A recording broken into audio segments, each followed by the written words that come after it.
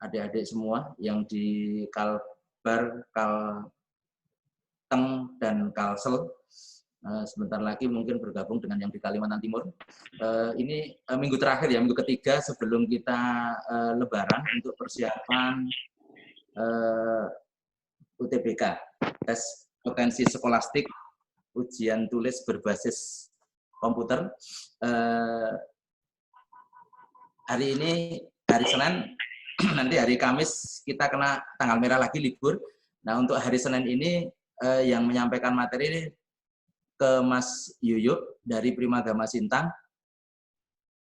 dengan materi kuantitatif. Kurang lebih sekitar 1 jam ke depan, Mas. Kita mulai saja. Mudah-mudahan nanti beberapa adik-adik gabung di sambil jalan. Dan toh nanti Mas Fawyar yang rekod ya, sehingga adik-adik bisa dapat di YouTube-nya. Oke, saya pikir itu Mas Yuyuk, waktu saya persilakan. Monggo, Mas.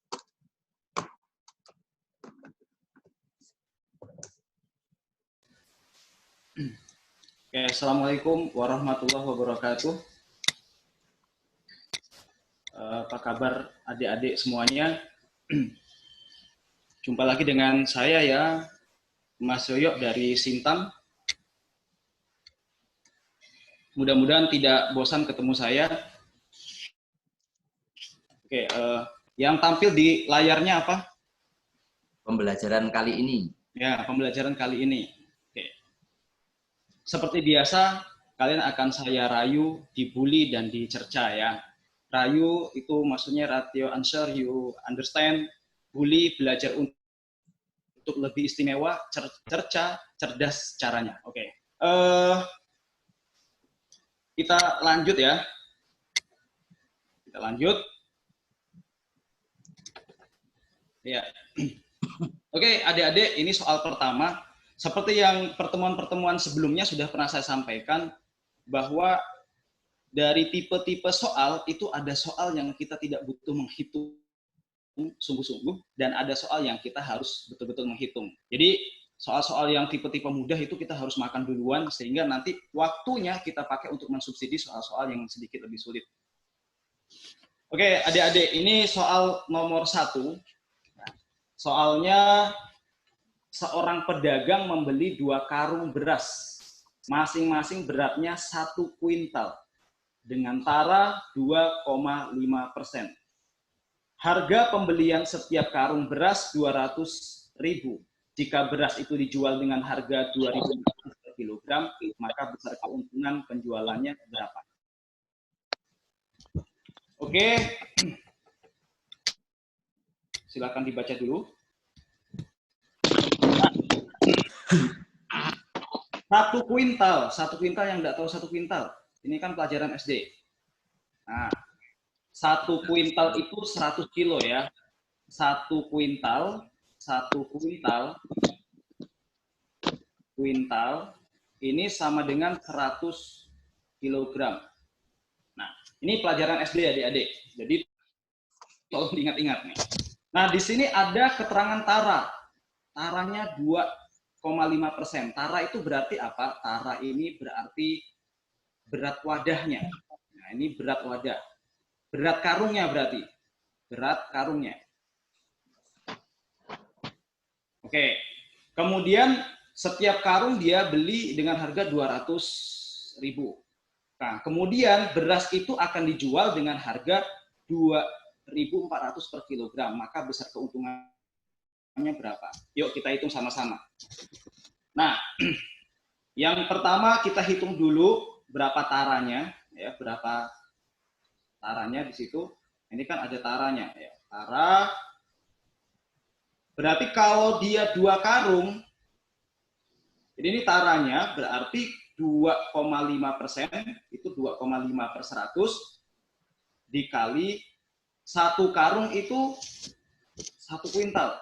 Berarti kalau 2 karung 2 kuintal. 2 kuintal itu berapa? Kilo. 200 kilo berarti. 200 kilogram. Ya udah kita hitung nih. Kita coret, ketemunya 2. 2 kalikan 2,5 berarti 5. 5 kilogram itu taranya. Kalau begitu netonya, neto itu apa? Neto itu berat bersih, berarti berat berasnya. Itu tinggal 195 kilo. 195 kilo. Kok bisa? Ya karena tadi 200 kilo, dikurangi 5 kilo, sisa 195 kilo. Kita kalikan dengan harga jualnya berapa? Di situ 2.400. Ya, sama dengan berapa? Ayo dihitung. Berapa? Ini ketemunya 468.000 ya, 468.000. Oke, kemudian harga belinya itu kan berarti 2 karung. 2 karung dikalikan 200.000. Berarti harga belinya 400.000. Ya, kalau begitu berapa dia punya untung? Tinggal dikurangin aja. Ini saya coret, berarti sisanya adalah 68.000. Maka untungnya adalah 68.000. Oke, adik-adik, kalau ada yang mau ditanyakan, langsung ditanyakan tiap soal. Silakan, saya tunggu. Pakai suara nanyanya, biar jelas.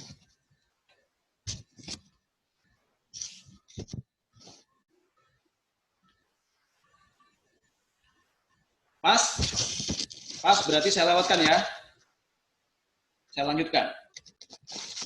Ya, soal nomor 2. Jika 3 lusin baju dibeli dengan harga 990.000, maka harga 25 baju adalah berapa? Nah, 3 lusin, ini diingat-ingat. 1 lusin itu sama dengan 12 berarti. 1 lusin sama dengan 12. Diingat-ingat ya, 1 lusin 12, bukan 10. Kemudian di sini 1 lusin 12. Berarti kalau 3 lusin kita kalikan 3, berarti 36. Yang ditanyakan adalah harga 25 baju berapa? Ya udah, berarti kalau begitu kan 25 baju gitu dibagi dengan 36 baju dikalikan harga 36 baju 990.000 sama dengan, yuk kita sederhanakan. Kita sederhanakan, ini sama-sama kita bagi, ya, sama-sama kita bagi berapa nih? Kita bagi 3 ya. Ini dibagi 3 dapatnya 12. Kemudian ini saya bagi 3 ketemunya 33. Oke, sekarang 25 kali 33 dibagi 12. Mas, itu masih susah ngitungnya. Makanya supaya mudah menghitungnya harus kita sederhanakan. Kenapa harus disederhanakan? Karena sesuatu yang sederhana itu menyenangkan adik-adik. Jadi kalau kalian jatuh cinta, maka cintailah saudaramu itu dengan sederhana saja. Jadi jangan yang berlebihan. Oke, yuk kita sama-sama sederhanakan. Sederhanakan bagi berapa, Mas? Kita bagi 3 misalnya. Ini kalau saya bagi 3 dapatnya berapa? 11 ya? Dapatnya 11. Ini saya bagi 3 dapatnya 4. Oke, masih bisa disederhanakan? Masih bisa. Pokoknya sampai sesederhana mungkin. Yuk, kalau 25, ya 25, saya bagi 2 dulu deh, ketemunya 12. 12,5 ya. Tapi kalau langsung saya bagi 4, boleh nggak? Boleh, ketemunya berapa? Ayo, berapa? 25 dibagi 4, 25 dibagi 2, 12,5. Sekarang 12,5 dibagi 4, 6,25 ya. 6,25. Oke. Nah, sekarang untuk memudahkan, sekarang tinggal kalian hitung. 625 dikali 11. 625 dikalikan 11. Nolnya nanti belakangan. Yuk, 625 dikali 1, ketemunya 625. 625 dikali 1 yang di belakang, ketemunya 625. Sekarang kamu tambahkan. Oke, ini 6, ini 8, ini 7, ini 5. Maka kalian pilih jawaban yang angkanya semirip mungkin dengan ini. Maka satu-satunya jawaban adalah 6875, berarti yang B. Oke, yang B. Jadi gitu adik-adik. Ketika kalian menghitung kan nanti tidak boleh pakai kalkulator kan? Tidak boleh pakai kalkulator, maka harus bisa menyederhanakan. Karena menghitung angka-angka yang sederhana itu lebih mudah daripada menghitung angka-angka yang gede. Oke? Bisa dilanjut? Silakan. Lanjut. Ya. Nomor 3. Umur rata-rata hitung suatu kelompok yang terdiri dari guru dan dosen. Lihat di sini, terdiri dari guru dan dosen. Adalah 40. Berarti 40 ini adalah rata-rata gabungan. Rata-rata gabungan. Berarti kalau saya tuliskan boleh seperti ini. Ini guru, ini dosen. Nah, kalau digabungkan rata-rata mereka adalah 40 gitu. Terus jika umur rata-rata para guru adalah 35, saya tulis di sini 35. Dan umur rata-rata para dosen adalah 50. Saya tulis di sini 50. Yang ditanya adalah berapakah perbandingan banyaknya guru dan dosen. Nah, perbandingan ya, perbandingan banyaknya guru dan dosen. Oke adik-adik, kalian nggak usah pusing karena ini kalau kalian hitung pakai cara biasa ini panjang ya. Tapi kalau pakai tadi kita pakai cerdas caranya. Oke. Caranya gimana? Ini kalian cari selisihnya. 35 dan 40 selisihnya berapa? Selisih. 50 dan 40 selisihnya berapa? Selisih. Oke. 50 dan 40 selisihnya 10. 35 dan 40 selisihnya 5. Maka guru dan dosen jumlahnya adalah 10 banding 5. Oh, 10 banding 5 nggak ada, Mas, di situ. Ya nggak ada. Karena mesti selalu dalam bentuk sederhana. Nah, kan lagi-lagi sederhana. Sederhana. Oke, sederhana. Tuh, lagi-lagi sederhana. Maka kalian harus belajar menyederhanakan. 10 dibagi 5 dapatnya berapa? 2 ya. Berarti ini 2, ini 1. Dapat 1 dari mana, Mas? Ya, 5 bagi 5, 1, 10 bagi 5, 2. Maka jawabannya itu adalah 2 banding 1. Simple sekali. Paham adik-adik? Paham, Mas. Paham ya? Jawabannya berarti B. 2 banding 1. Oke, silakan kalau ada yang mau ditanyakan. Oke, kalau soalnya dikembangkan misalnya soalnya diketahui nih misalnya ya, diketahui di sini jumlah gurunya, misalkan jumlah gurunya 30 orang nih, 30 orang. Ya. Kecoret. Saya coret ya. Misalnya jumlah guru itu 30 orang. 30 orang. Nah, yang ditanyakan adalah berapakah jumlah apa tuh misalnya jumlah dosennya misalnya. Maka kalau ditanya jumlah dosennya berapa kan? Oke. Maka dosen sama dengan kita tinggal hitung 1/2 dikalikan 30. Coret ketemunya 15 sama dengan 15 orang. Ya udah gitu. Kalau misalkan ditanya jumlah guru dan dosen berapa? Ya bisa saja dan seterusnya. Oke, silakan dipahami dulu adik-adik. Sebentar ya, saya tinggal sebentar.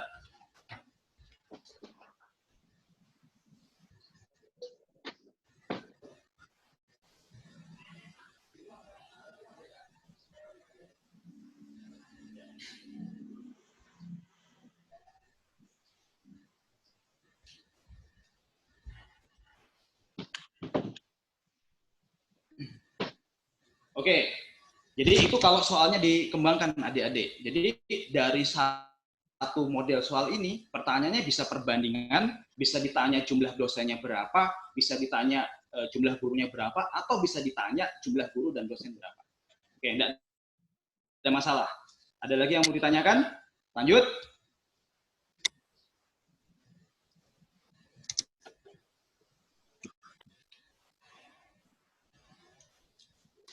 Oke, nomor 4. Sebuah keluarga memiliki 5 orang anak. Salah satu berumur X tahun. Dan ada anak yang berumur 2 tahun. 3 anak lainnya berumur X ditambah 2, X ditambah 4, 2X dikurang 3. Jika rata-rata hitung umur mereka 16 tahun, berapa umur anak tertua? Oke adik-adik, ini rata-rata ya, berarti ada 5 orang anak. Berarti kan saya perlu menyiapkan 5 gini. Oke, untuk memudahkan aja ya. Nanti kalau ngitung betulan kalian tidak mesti seperti ini. Ada 5, kemudian ini harus saya bagi 5, sama dengan 16. Ini rata-ratanya. Yang pertama anaknya umur 2 tahun. Kemudian ada yang X plus 2. Kemudian ada yang X saja. Ada yang X plus 4. Ada yang 2X min 3. Tentunya ini ditambah. Oke. Yang ada variabel X-nya kita tambahkan. 1, 2, 3, 5. Berarti ini 5X. 2 ditambah 2, 4. 4 ditambah 4, 8. 8 dikurang 3, 5. Berarti ditambah 5. Dibagi 5 sama dengan 16. Oke. Yuk kita sederhanakan. Nah, kan lagi-lagi sederhana. Karena yang sederhana itu memang memudahkan adik-adik. Oke, ini kita coret, kita coret. Maka sisanya adalah X plus 1 sama dengan 16. Maka X sama dengan 16 dikurangin 1 sama dengan 15. X-nya 15. Yang ditanya adalah berapa umur anak tertua. Sudah? Karena yang ditanya berapa umur anak tertua, berarti ini tidak mungkin. Karena ini kalah dengan X plus 4. Ini juga nggak mungkin. Ini juga tidak mungkin. Ya. Tinggal pilihannya adalah X plus 4 atau 2X min 3. Tapi kita coba. X-nya 15 tambah 4 baru 19 tahun ya. Ini 19. Kemudian yang ini coba kita tambahkan. 2 kali 15, 30. 30 dikurang 3 sama dengan 27. Berarti jawabannya adalah E.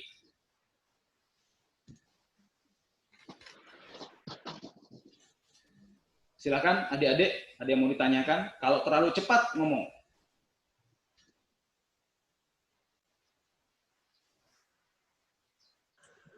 Lanjut? Lanjut. Good. Ya, saya lanjutkan. Nomor 5. Jika X sama dengan akar 72 dikurang akar 78 dan Y sama dengan 1/74 dikurang 1/76. Nah, di sini kalian diminta menentukan hubungan dari keduanya. Di situ ada X lebih besar daripada yang, itu salah ya. Ini X lebih besar daripada Y, yangnya tidak ada. Itu salah. Nah, sekarang kita lihat. Akar 72 nilainya berapa, itu tidak penting. Yang penting kalian tahu bahwa X itu nanti hasilnya kurang dari 0. Loh, kok bisa begitu, Mas? Iya. Akar 72, saya nggak tahu berapa angkanya. Akar 78, saya nggak tahu angkanya berapa. Yang pasti ini kecil dikurang besar. Kecil dikurang besar. Berarti hasilnya adalah negatif. Kalau negatif berarti kurang dari 0. Kemudian, Y sama dengan 1/74 dikurang 1/76. Ini gede mana nih? Ayo. 1/74. 1/74 lebih besar ya. Berarti ini besar, ini kecil. Nah, ya udah, ini berarti Y lebih besar dari 0. Ya udah, sekarang kita tentukan di sini A, B, C, dan D. Yang A, X lebih besar dari Y. Betul nggak? Salah, berarti bukan. B, X kurang dari Y.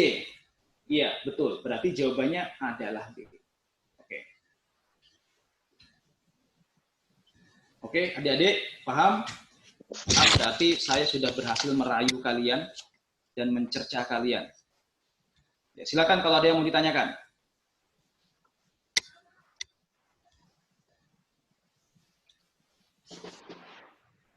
Lanjut.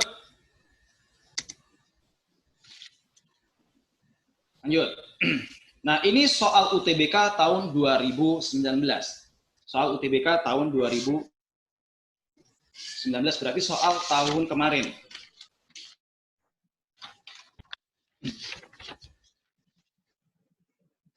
Jika X sama dengan rusuk sebuah kubus yang isinya 125, berarti volume ya.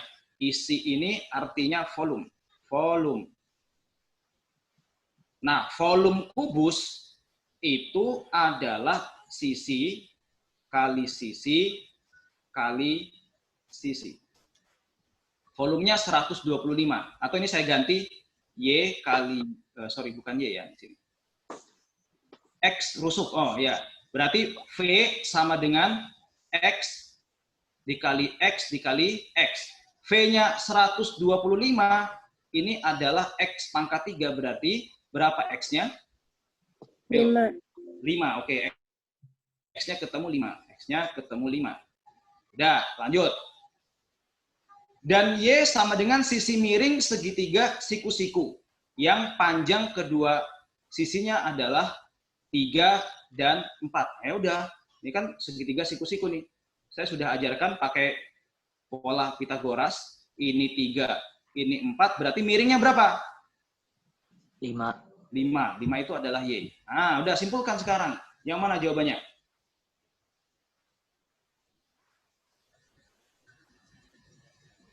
Oke ya, berarti X sama dengan Y. Lihat, X-nya 5, Y-nya 5. Berarti X sama dengan Y. Jawabannya adalah C. Oke, silakan dipahami. Yang tidak, yang kurang ngerti, silakan ditanyakan. Tunggu sebentar ya, saya sambil ngecas laptopnya dulu.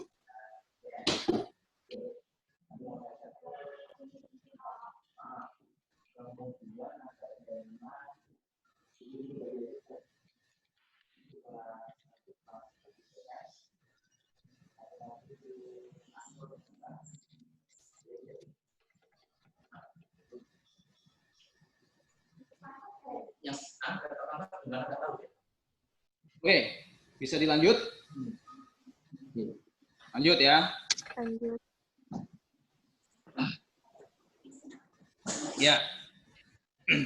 Nomor 7. Nomor 7 soal SBMPTN tahun 2018.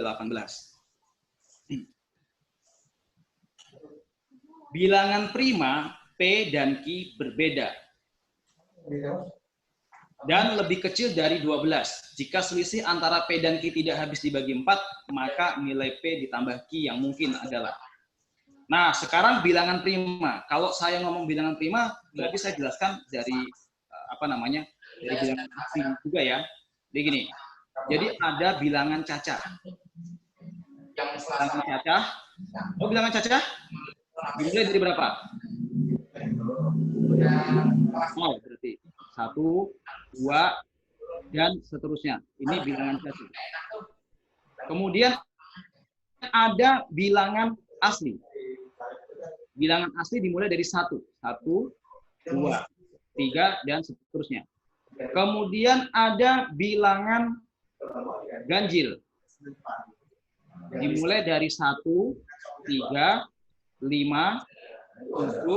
9, dan seterusnya.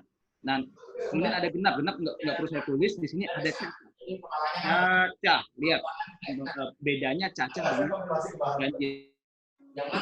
Cacah dimulai dari 2, kemudian 3, kemudian 5, kemudian 7, 9 tidak masuk, kemudian 11, dan seterusnya.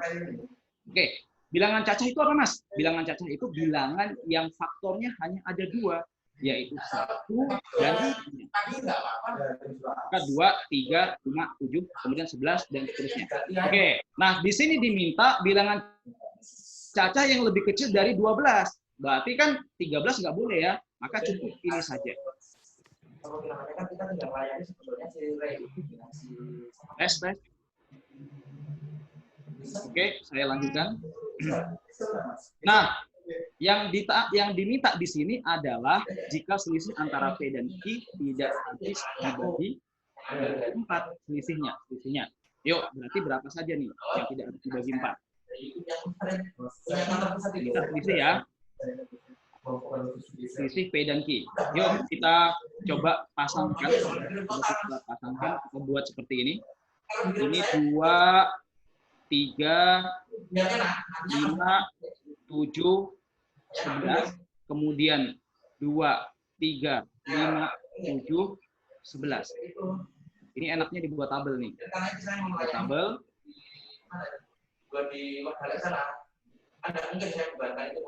Tapi kalau nggak mau pakai tabel, nggak apa-apa. Oke. Yang diminta adalah selisih. Selisih itu berarti kurangnya ya. Nah, coba kita cek. Kalau 2, jika selisih antara P dan Q tidak habis dibagi 4. Nah, kita perhatikan. 11 dengan 2. 11 dengan 2 selisihnya berapa? Selisih tapi ya. 9 kan? Ini 9. 7 dengan 2 selisihnya berapa? 5. 5 dengan 2 selisihnya? 3. 3 dengan 2 selisihnya 1. Yuk, lagi. 11 dengan 3 selisihnya 8. Kemudian 7 dengan 3 selisihnya 4. 7 dengan 3 selisihnya 5 dengan 3 selisihnya 2 dan seterusnya. Pokoknya caranya gini. Nah, maka 8 tidak mungkin. Karena 8 itu habis dibagi 4. Ya kan? Berarti ini nggak boleh. Udah, kemudian yang mana lagi? Berarti tinggal 7. Ada nggak selisihnya yang 7 di situ? Yang hasilnya 7. 9 ada. 10 ada nggak 10? 10 nggak ada ya. 11 dikurang 3, ya 10 nggak ada. Oke. Nggak ada, Mas. Tinggal 7 dengan 7 ada nggak 7? 11 dikurang 5 berapa? 6. Kalau 11 dikurang 2 9 ya, tadi sudah. Berarti cuman 9 doang dia kalau gitu. Ada nggak di sini? 1 2 3 saja. 1 dan 3 saja yang benar. 2 dan 4 saja yang benar, hanya 4 yang benar, semua pilihannya benar. Yuk kita baca ulang soalnya. Bilangan prima P dan Q berbeda dan lebih kecil dari 12. Jika selisih antara P dan Q tidak habis dibagi 4. Oh, saya lupa di sini. Yang ditanya adalah P tambah Q yang paling mungkin. Oke, saya ulang. Sorry ya, saya lupa pertanyaannya. Oke, Mas. Oke. Terus ini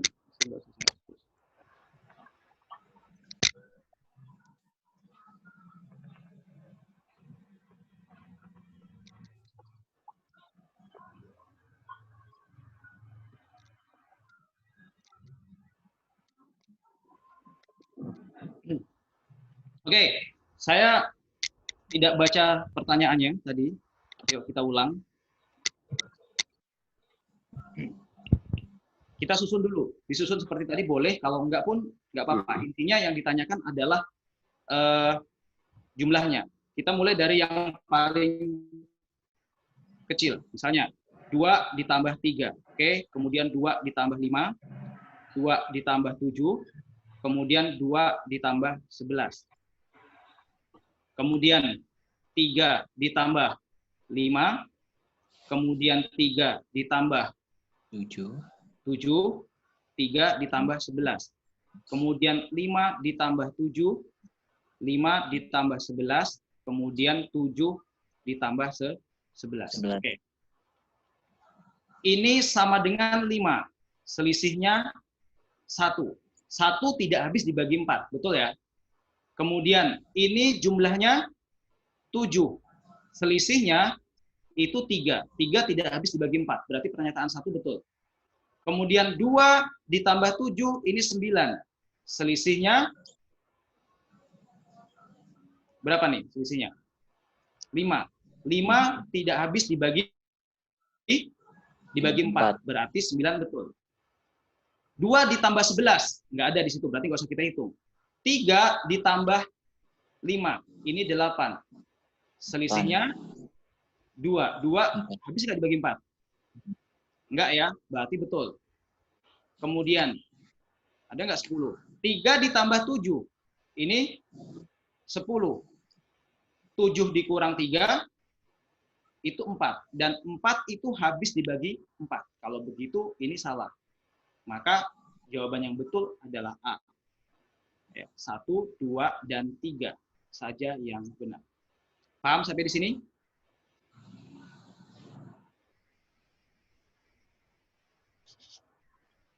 Bisa dilanjut? Ya, Mas. Lanjut ya, oke. Nomor 8.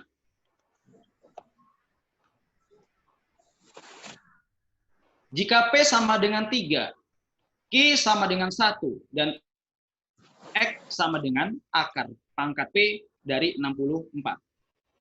Ya, berarti ini saya tulis di sini ya. P-nya 3, berarti akar pangkat 3 dari 64.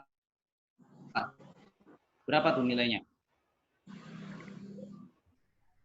Akar pangkat 3. Berapa dipangkatkan 3 hasilnya 64? 4. 4. Oke, 4 di sini. Kemudian Y, ini X ya tadi. Kemudian Y sama dengan P kali Q. 3 dikalikan 3 dikalikan 1 ditambah 1 pangkat 3 sama dengan 4 juga. Udah? Berarti dari A, B, C, D yang mana yang betul jawabannya? Ini soal UTBK tahun 2019. A. Oke. Nah, ya udah deh. Soal UTBK tuh ternyata semudah itu gitu. Mudah. Yang penting kalian tahu cara menyelesaikannya. Silakan kalau ada yang mau ditanyakan. Saya tunggu, kalau nggak ada saya lanjut.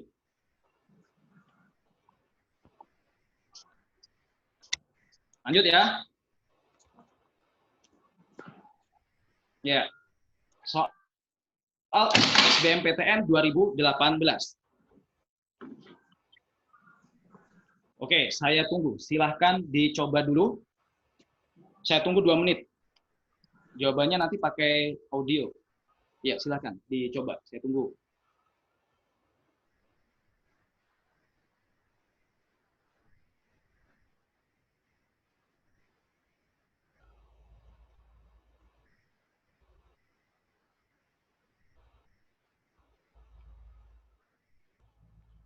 Dipancing dulu ya, biar berpikir. Jadi tidak semuanya disuapin.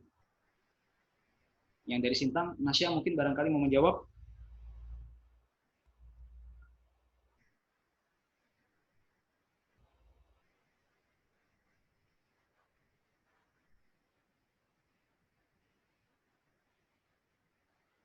Iya, silakan yang mau menjawab.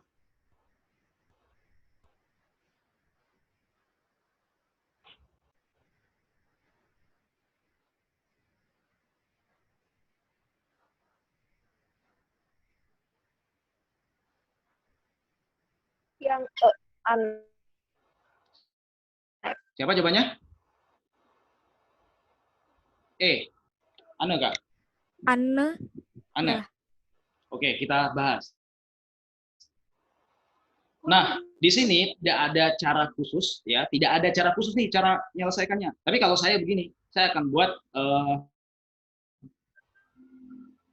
yang muda itu saya letakkan di kiri, muda itu kiri, kemudian yang tua itu kanan. Ya, saya susun aja di situ. Nah, di sini tulisannya adalah Nana lebih tua dari Nani. Berarti saya tulis Nana lebih tua dari Nana lebih tua dari Nani. Berarti kalau gitu Nani di sebelahnya. Nani. Oke.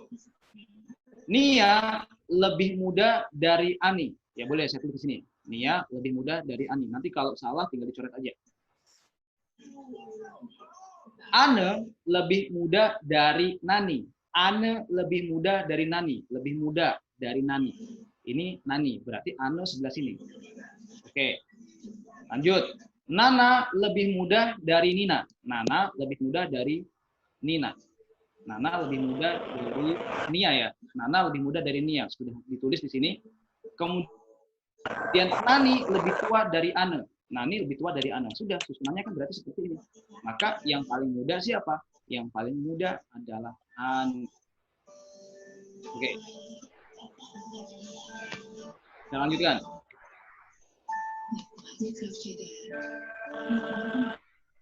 Ya, nah yang ini silakan kalian coba dulu. Ya, saya beri waktu kurang lebih 3 menit. Nah, ini mungkin agak. Ya, silakan dicoba.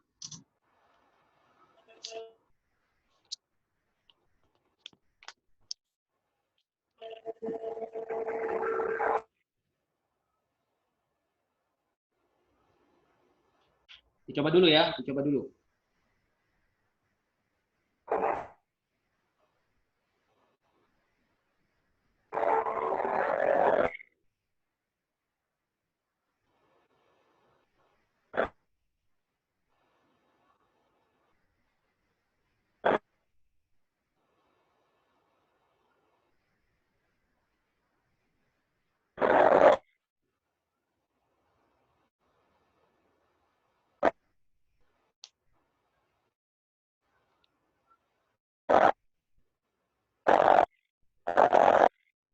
Silakan, ada yang sudah ketemu?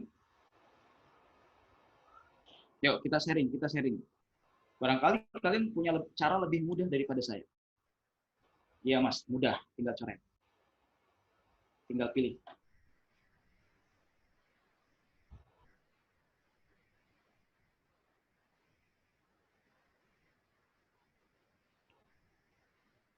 Silakan.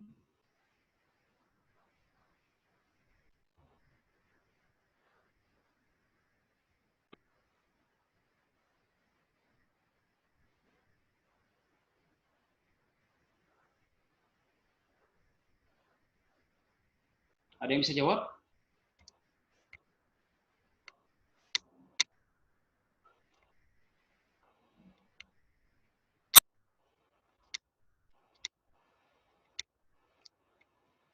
Oke.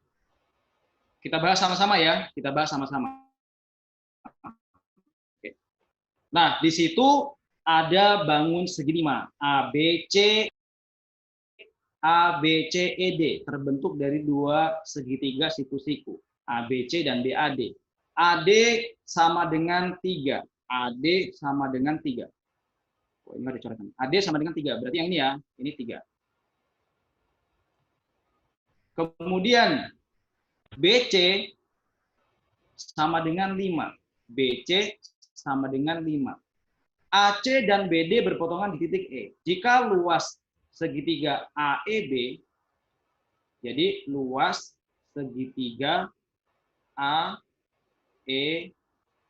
sama dengan 12, berapakah jarak E dari AB? Jarak E dari AB, berarti yang diminta adalah ini. Nah, ini berapa? Ya, maka yang diinginkan itu sebetulnya adalah tinggi segitiga ABE. Nah, data yang diketahui itu AC sama dengan 14. AC sama dengan 14. Kemudian BD sama dengan 12. Nah, sebetulnya kan kamu nggak usah pusing nih. Kamu nggak usah pusing. Ya.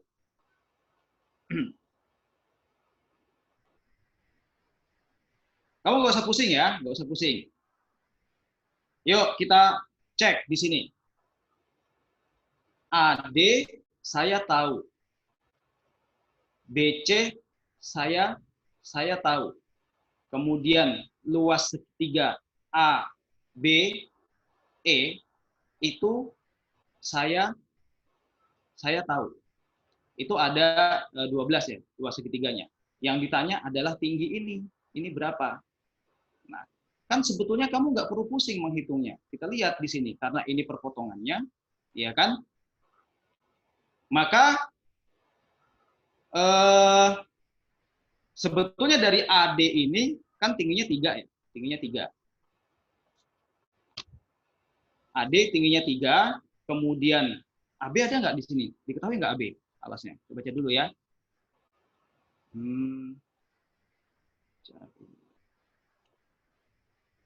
Oke, sebentar saya cek dulu.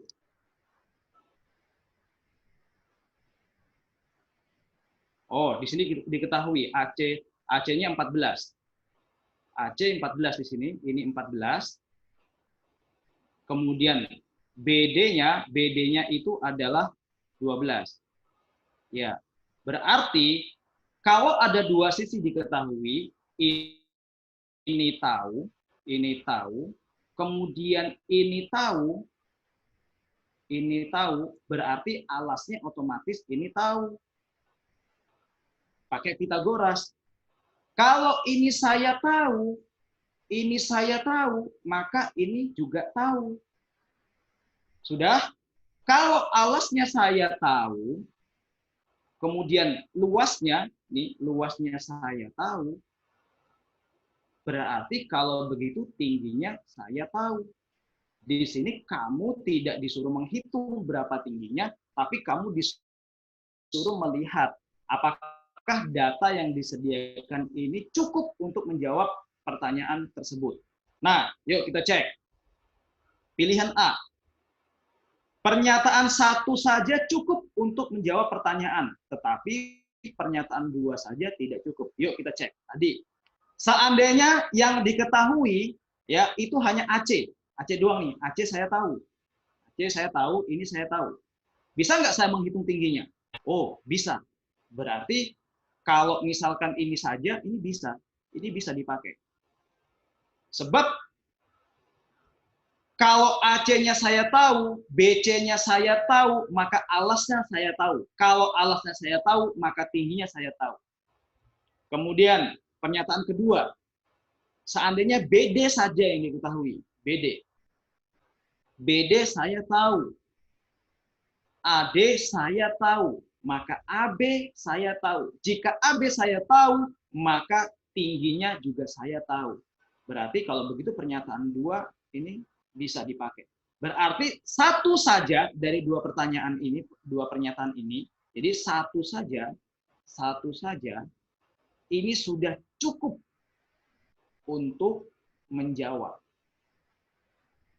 Jadi tidak perlu 2. Nah, kalau gitu pernyataan yang A itu pernyataan 1 saja cukup untuk menjawab pertanyaan, tetapi pernyataan 2 saja tidak cukup, maka ini salah. Kemudian pernyataan 2 saja cukup untuk menjawab pertanyaan, tetapi pernyataan 1 saja tidak cukup, maka ini juga salah. C. 2 pernyataan bersama-sama cukup untuk menjawab pertanyaan, tetapi 1 pernyataan saja tidak cukup, ini juga salah. D. Pernyataan 1 saja cukup untuk menjawab pertanyaan, dan pernyataan 2 saja cukup. Berarti kalau begitu jawabannya adalah D. Oke, bagaimana adik-adik? Ada yang mau ditanyakan? Silakan.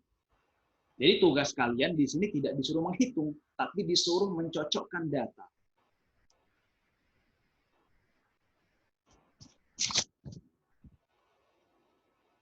Silakan.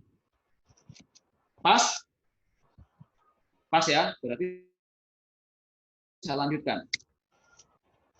Oke, nomor 11. Nah, nomor 11 itu kan mirip dengan nomor 10. Karena dia mirip, saya minta kalian coba dulu. Saya tunggu 2 menit. Silakan.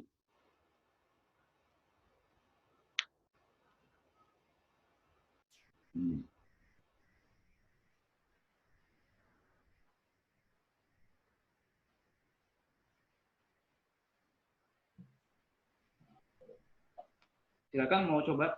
Yang mana jawabannya?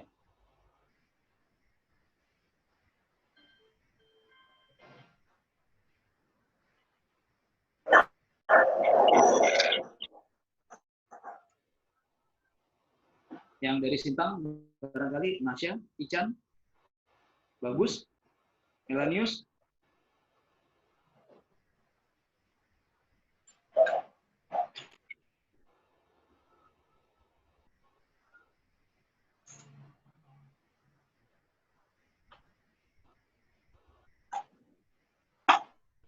Pas semua. Oke, yuk kita jawab. Pernyataan 1 di sini, AB sama dengan BC sama dengan AC. Kalau begitu, ya ini sama. Berarti segitiga sama sisi. Kemudian DE sama dengan EC, DE sama dengan EC, ya ini sama dengan DC. Yang ditanyakan adalah, pertanyaannya adalah berapa X dikurang Y. Oke, kita lihat di sini. Karena ini segitiga sama sisi ya, segitiga sama sisi. Kalau dia segitiga sama sisi, maka sudutnya sama. Ya, tinggal 180 dibagi 3. Berarti 180 dibagi 3, gitu kan? Ketemunya berapa? 60. Tapi bukan ini sebetulnya, ini nggak penting. Yang penting itu adalah, nah sekarang, kamu bisa menghitung nilai X enggak? X-nya itu berapa? Kalau diketahui pernyataan 1. Bisa. Bisa ya? Bisa. Jadi bisa menghitung nilai X. Kemudian, apakah pernyataan 1 itu bisa menjawab berapa X dikurang Y?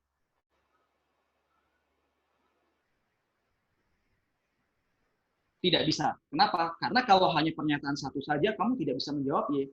Ya, jika hanya ini ya, jadi hanya pernyataan 1, Y-nya nggak bisa kejawab. Y-nya tidak tahu kita. Tidak tahu. Oke, kemudian pernyataan 2. DE sama dengan EC sama dengan DC. Berarti bisa menghitung Y? Y-nya bisa dihitung. Tapi kalau hanya pernyataan 2 saja, maka X-nya kamu nggak bisa hitung. X-nya itu tidak bisa dihitung. Oke, kalau begitu kesimpulan kita itu adalah harus, jadi ini harus kedua-duanya diketahui gitu. Jadi harus keduanya diketahui bersamaan. Kalau salah satu saja, maka tidak bisa menghitung berapa X dikurangi. Yuk, A, pernyataan satu saja cukup untuk menjawab pertanyaan. Tidak bisa. Pernyataan 2 saja cukup untuk menjawab pertanyaan. Tidak bisa. 2 pernyataan bersama-sama cukup untuk menjawab pertanyaan. Tetapi 1 pernyataan saja tidak cukup. Oke, berarti jawabannya adalah C. Jadi harus keduanya diketahui. Kalau 1 saja, enggak bisa. Harus dua-duanya diketahui bersama-sama. Karena pernyataan 1 itu dipakai untuk menghitung X, pernyataan 2 dipakai untuk menghitung Y, baru bisa diselesaikan berapa X dikurang Y. Gimana, paham?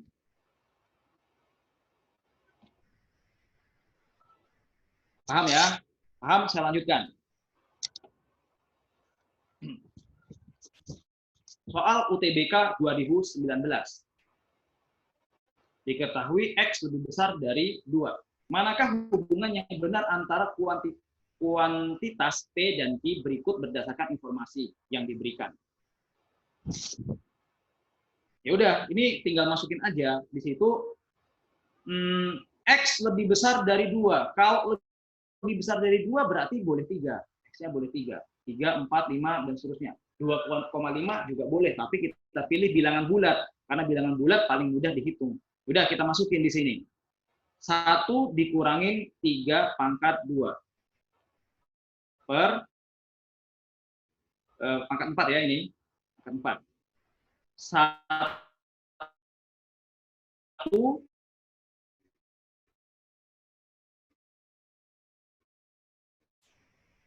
dikurang 3 pangkat 2. Kemudian yang ini 1 dikurang 3 pangkat 4 berapa? 81. Per 1 dikurang 3 pangkat 2 berapa? 9. Berarti ini minus 80, ini minus 8 sama dengan 10. Oke, silakan dicocokkan. Dari A, B, C, D, mana yang tepat jawabannya? Silakan jawab nih, tinggal nyimpulin aja. Nyimpulkan aja. A. Oke. Yang A. Ya, A, P lebih besar dari I. Ya.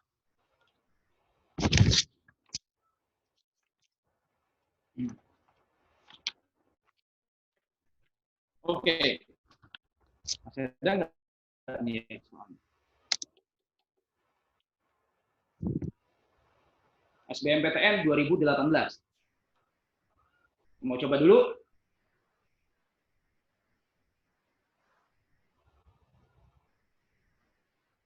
Oke, kita bahas sama-sama aja ya. Ini sudah hampir 1 jam. Ya. Bulan Januari harga barang 60 juta. Bulan Februari harga naik 10%. Selama bulan Maret harga barang bulan Februari didiskon sebesar 10%. Oke, jadi ceritanya gini. Ya, jadi ini Januari, Februari, itu Maret, ya kan? Nah, di Februari ini naik, tapi di Maret dia turun.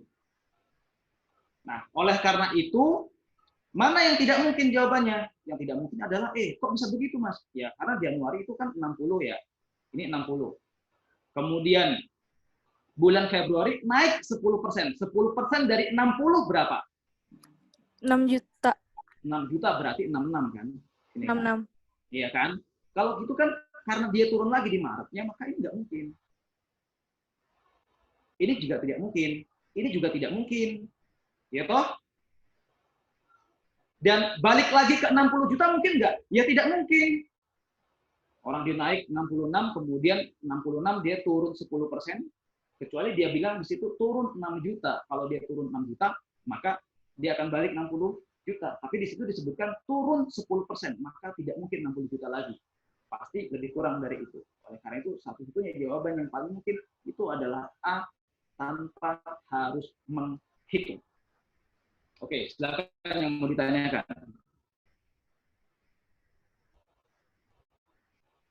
Saya perjelas. Oh, kok bisa gitu, Mas? Ya, kenapa bisa begitu? Sekarang, ya 10%. 10% dari 66 juta ya. Nah, ini kan berarti 6.600.000 loh. Nah, yaudah kalau tadi 66 juta, 66 juta, nah, kurangin aja. Ini dikurang, ini 6 juta, dikurang 6 juta. Ini sudah 60. 60 harus dikurangin 600 rupiah. Nah, kan dia berkurang lagi. Bisalah 59 juta 400. Oke. Sorry, bukan 600 rupiah nih, 600 ribu. Ya, ini jawabannya. Oke, mudah-mudahan kalian bisa menghitung, bisa menjawab tanpa harus menghitung detail UTBK. Oke, adik-adik, ya, sekian dan terima kasih dari saya. Mudah-mudahan yang saya sampaikan ini walaupun cuma sedikit, tapi dapat menambah pengetahuan kalian sesuai dengan slogan yang saya bangun di depan. Ya, kalau ketemu dengan saya, kalian akan saya cercah, ya, akan saya bully, dan akan saya rayu. Rayu berarti ratio you understand. Kemudian bully berarti belajar untuk lebih istimewa. Jadi kalian harus lebih istimewa daripada kawan-kawannya yang tidak belajar. Kemudian dicerca dengan cerdas caranya. Oke, terima kasih banyak atas perhatiannya. Mohon maaf atas segala yang menyenangkan kalian. Saya cukupkan, saya kembalikan kepada moderator. Oke, Mas. Oke, sebentar. Oke, hari ini hari terakhir dengan Mas Yuyuk ya untuk pertemuan materi kuantitatif, karena nanti hari Kamis itu nanti dengan kuantitatifnya dengan Mas Bayu.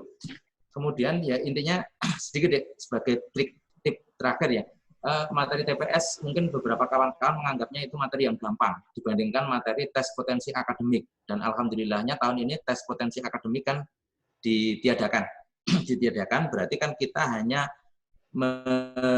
mendulang poin, mendulang skor itu dari tes potensi skolastik.